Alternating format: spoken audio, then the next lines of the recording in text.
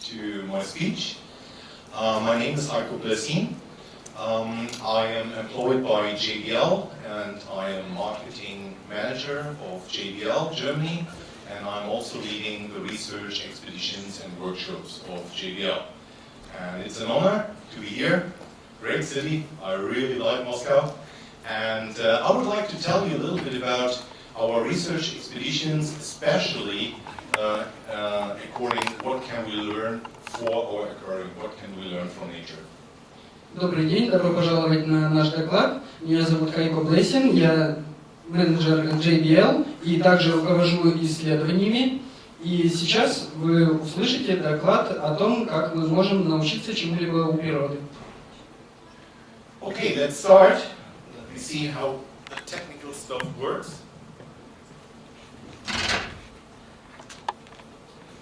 Okay, first of all, if you go to the tropics, you want to have some adventure, of course. We are not only aquarium guys, we also want to have some adventure in the nature. Прежде всего, когда вы отправляетесь в тропики, вам хочется, чтобы было приключение. Мы не просто ученые, мы все очень любим приключения.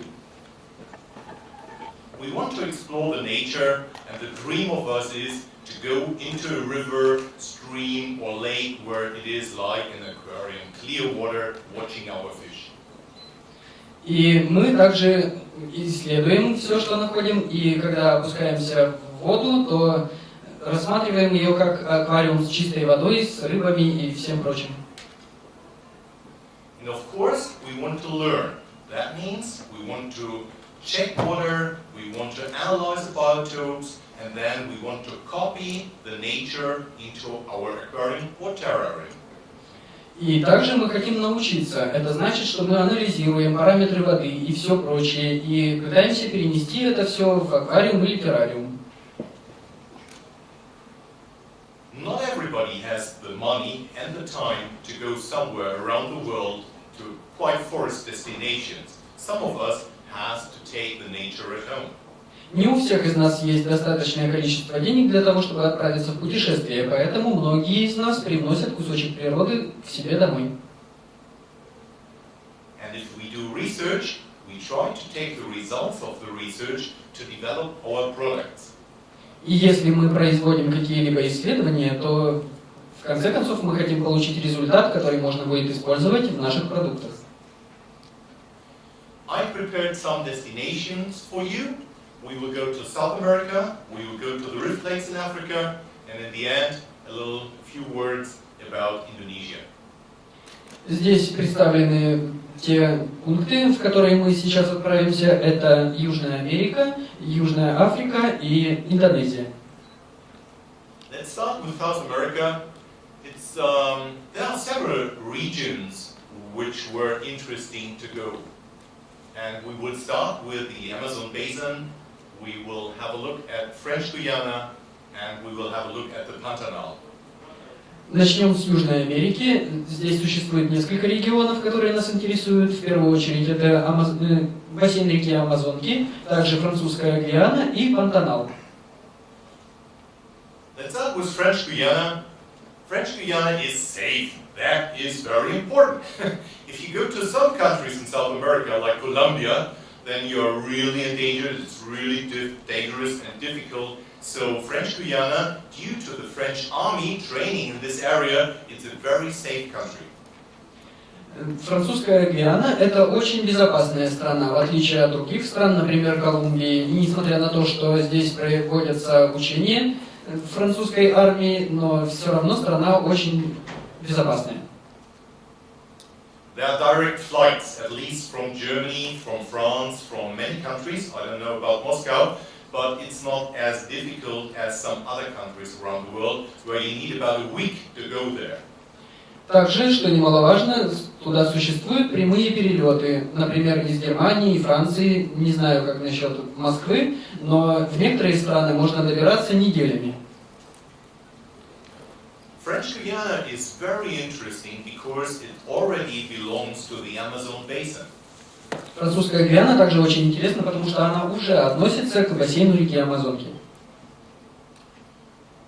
If you want to take a car or a jeep or something like this, it's pretty difficult. It's much better to take a canoe, it takes weeks, or a boat with an engine, with a motor, and then you can go up the streams, up the rivers, to the areas where you want to go. Возможно, вы захотите взять с собой какое-либо средство передвижения, автомобиль или джип, но там они практически бесполезны. Лучше всего использовать лодку или каноэ. Если на каноэ, то, конечно, это будет гораздо медленнее. Okay, if you go to a tropical area somewhere like French Guyana, you have some expectations. Number one, you want to see clear water. И если вы отправляетесь в какую-либо тропическую страну, например, во Французскую Гвиану, у вас есть некоторые ожидания. Например, вы ожидаете увидеть чистую воду. You want to see many fishes. Вы хотите увидеть большое количество рыб. You want to see some water plants. Также вы ожидаете увидеть водные растения. You want to explore the tropical rainforest, of course. И также вы захотите исследовать тропический лес. And if you're interested, you would like to see some spiders, snakes, reptiles, whatever living around you. Также, если вы этим увлекаетесь, то вам захочется исследовать каких-либо змей, пауков и прочих, которые обитают вокруг. And you would like to see some mammals. Также вы захотите пронаблюдать за млекопитающими. You can see our first-class hotel on the right picture up there. На фотографии справа вверху показан отель первого класса. Okay, there's a big problem. Most people are used to a zoo, to a public zoo. You enter a zoo and you see the jaguar over there, the anaconda over there, and the elephant, and so on. So you are used to see all the animals existing. Большинство людей привыкли видеть животных в зоопарке. Когда вы заходите в зоопарк, слева от вас ягуары, справа анаконды и все прочее. То же самое вы ожидаете и в природе. The only thing what you will see if you go to the Amazon somewhere else is forest, dense forest. Единственное, что вы увидите, если приедете в регион Амазонки, это лес, очень густой. Day for day, every single day. If you stay there for a week, you will see forest for 1 week. Каждый день, день за днем вы будете видеть только лес. Останетесь там на неделю, всю неделю будете видеть лес. Most people are coming back from tropical rainforest and they are really disappointed. Многие люди возвращаются из тропического леса, и они бывают очень разочарованы. Once I met a photographer from the National Geographic in the middle of nowhere in Central America, and he was there already for 3 months, and he had already 2 pictures of little birds. Однажды я встретил в центре Амазонского региона фотографа из National Geographic. Он пробыл там уже 3 месяца и сфотографировал всего 2 малюсеньких животных. You need a lot of time. Нужно очень много времени. It does not mean that the animals are not there. You just need to know where they are, and you need good eyes or good lenses. Это не значит, что животных там нет. Вам просто нужно уметь их найти и иметь хорошую фототехнику. There might be an iguana, but you need good eyes to watch and to see them. Там бывают и игуаны, но нужно присмотреться, чтобы их найти. Or even more difficult, spiders. They are pretty big, like this size.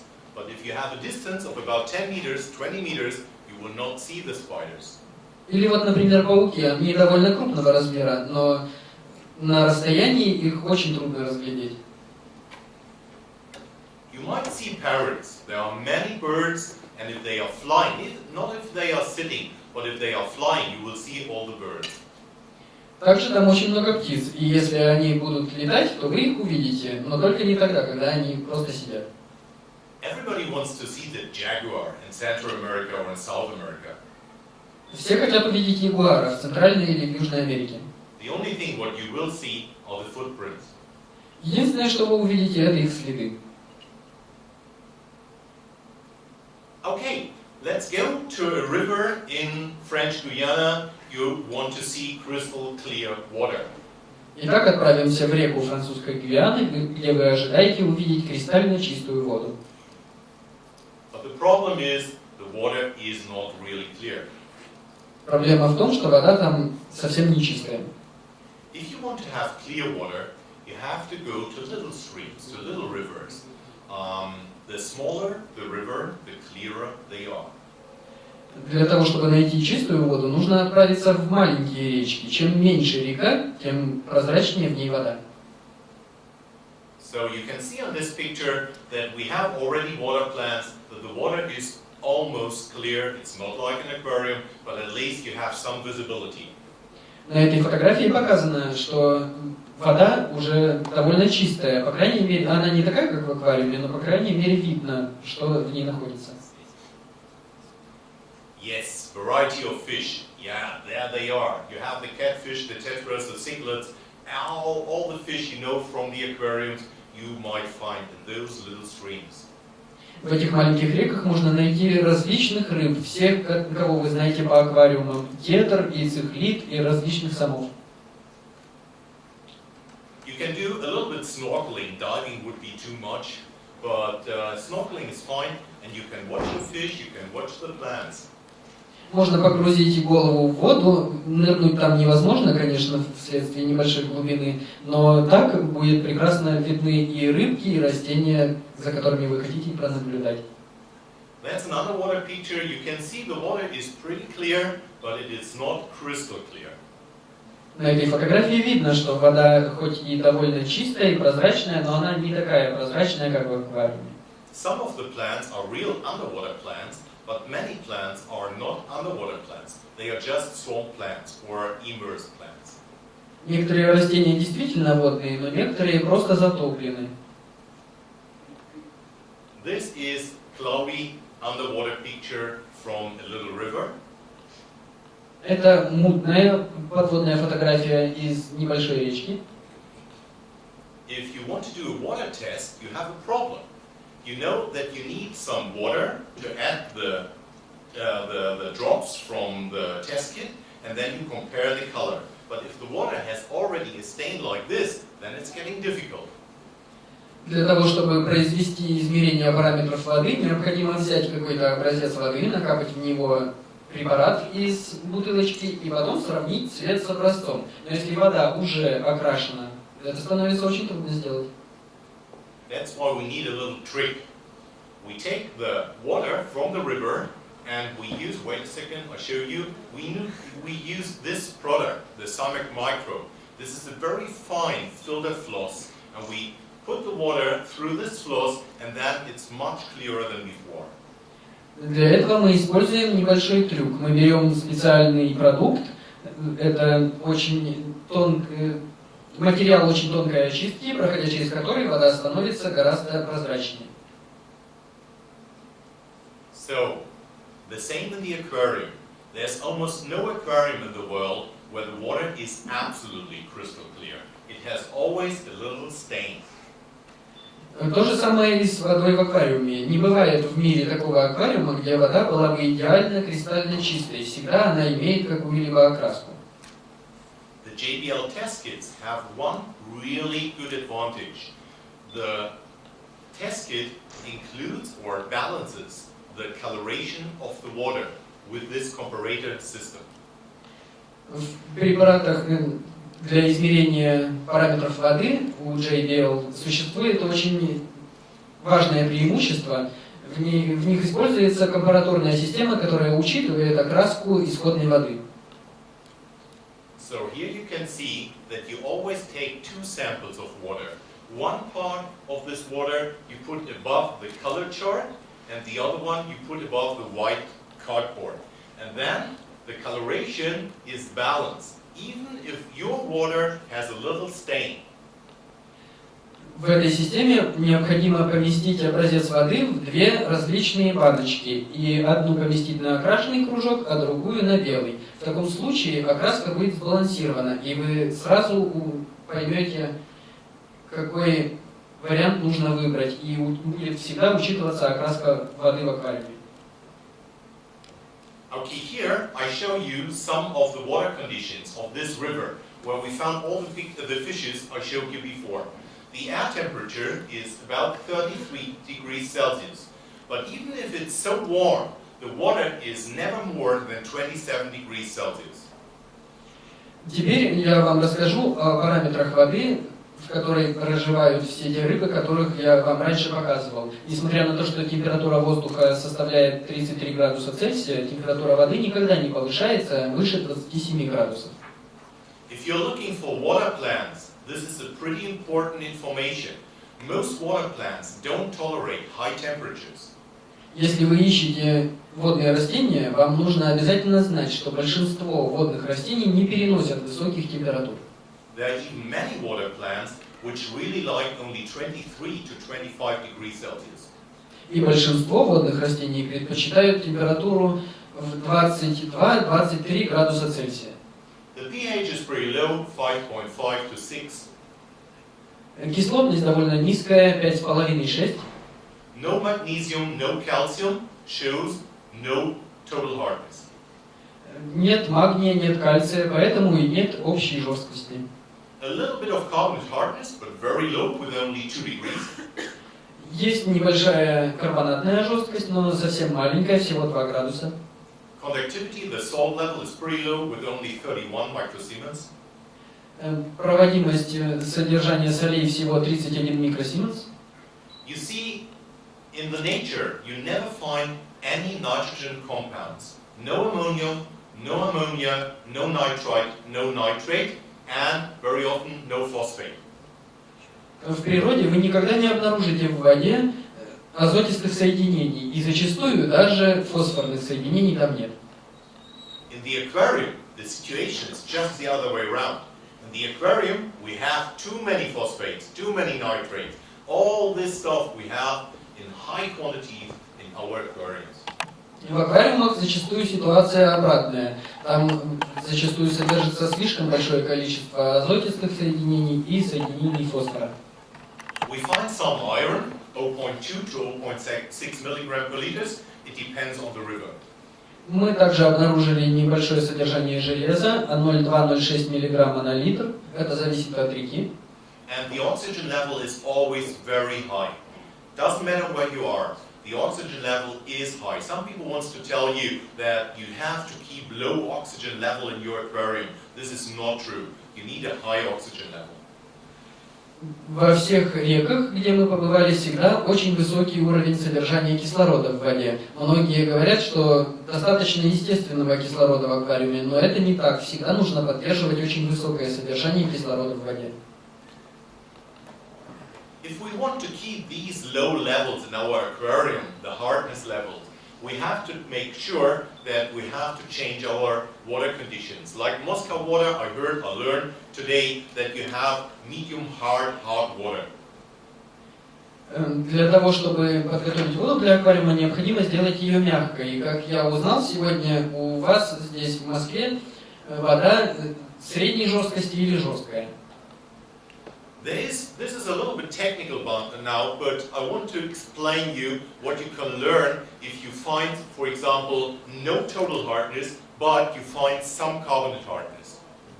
Это немного сложновато, но я хочу вам объяснить, что значит, когда в воде нет никакой общей жесткости и небольшая карбонатная жесткость.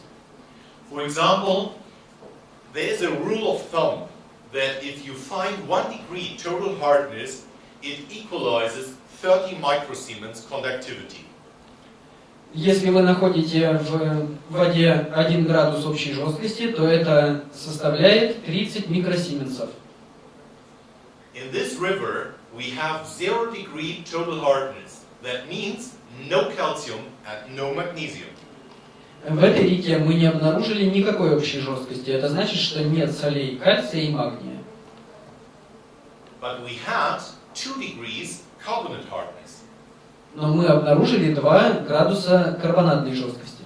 That shows us that we have carbonates, but these carbonates are not attached to magnesium or calcium. These carbonates are attached to potassium or sodium. Мы обнаружили кальций, но это значит, что он не присоединен к магнию, а присоединен к калию или натрию. Okay. It's difficult, I know. It's not that easy to understand this. Okay, if we want to make soft water, for example, changing Moscow water to very soft water, we can use an RO system, reverse osmosis system, to produce very soft water.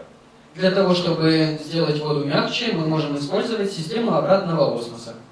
But an osmosis system changes your Moscow water into absolutely soft water. That means you have to increase the salt level, the mineral level in the water with a special salt. Но если пропустить воду через систему обратного осмоса, она станет абсолютно мягкой, и поэтому нужно будет вернуть часть солей обратно в воду специальными средствами.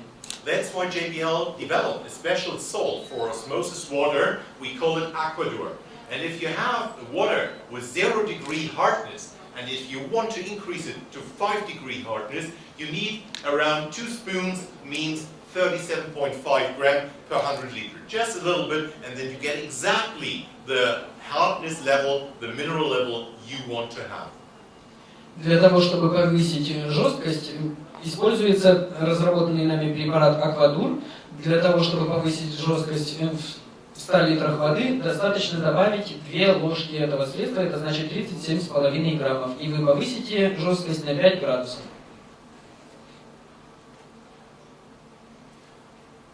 If you keep plants, you have probably heard the different terms for iron. They are talking about 2+ iron, 3+ iron, chelated iron. What the hell is it? Если вы содержите растения, то вы наверняка слышали о различных формах железа. Например, называют такие формы, как двухвалентное, трехвалентное железо или хелатное железо. Что это значит все? Many people calling JBL in Germany and asking, okay, I have an aquarium, I'm using your test kit, but what kind of iron can be tested with this test kit? This one, or that one? И многие люди в Германии обращаются к нам и говорят, у меня есть аквариум, у меня есть ваши тесты, но что это за железо показывают тесты? So, I want to explain you how the system with the iron works. Теперь я объясню вам, как работает система определения железа. Imagine there is a special kind of iron, we call it 2+ iron. Представьте, что это определенный вид железа, которое называется двухвалентным. This iron would be perfect for the plants. It would be the ideal iron, but there's a problem. Это железо идеально подходит для растений, но существует проблема. There's oxygen in the water. В воде есть кислород. And the iron would react with the oxygen, it would change into 3+ iron, and 3+ iron is not soluble. This 3+ iron falls off solution and would lay around on your bottom, in your aquarium. Двухвалентное железо реагирует с кислородом в воде и превращается в трехвалентное, которое просто оседает на дно и становится нерастворимым. Okay, the 2+ iron would be good, but we have water conditioners. There are water conditioners, and these water conditioners are looking for heavy metals. And iron is a kind of heavy metal, and the water conditioner would bind the iron, would cover the iron, and then it can't be used by the plants anymore.